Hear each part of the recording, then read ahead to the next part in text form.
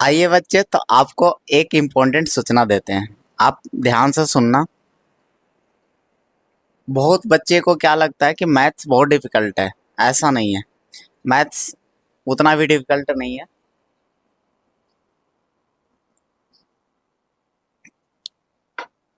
Maths में क्या होता है, कॉन्सेप्ट समझना होता है। आपको कुछ थ्योरी होते हैं, वो आपको समझना है, तो मैथ्स आपको बहुत आसान हो जाएंगे। बहुत बच्चे को डिफिकल्ट इसलिए लगता है कि वो क्या करते हैं, कोई पर्टिकुलर बुक उठाते हैं और उसके बाद फार्मूले लगाते हैं, आंसर करते हैं। तो आप क्या कर रहे हो, सिर्फ स्टेप्स को फॉलो कर रहे हो। आप बोर्ड मास या कैलकुलेशन सीख रहे हो, एक्चुअल मैथ नहीं सीख रहे हो। आप माइंड डेवलप नहीं करेगा आपको, आप सोचना नहीं सीख रहे हो।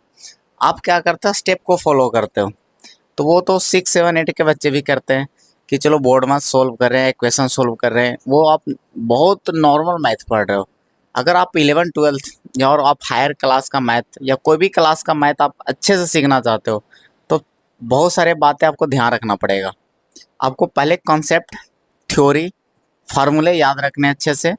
इस सब पे आपको ध्यान रखना पड़ेगा। फार्मूले जो सीखते हो आप उसका प्रूफ का भी ध्यान रखो।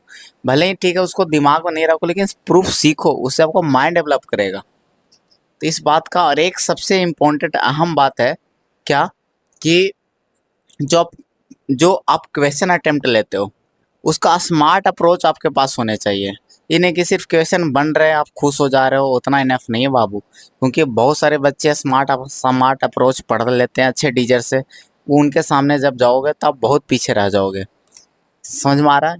तो बस इतना ही। तो इस बात का ख्याल रखें, अच्छे टीचर से पढ़ें, स्मार्ट अप्रोच के साथ पढ़ें, फार्मूले का प्रूफ ध्यान रखें। पर्टिकुलर बुक ऐसा नहीं कि हाँ डायरेक्ट लाइन से बनाना स्टार्ट कर दिए।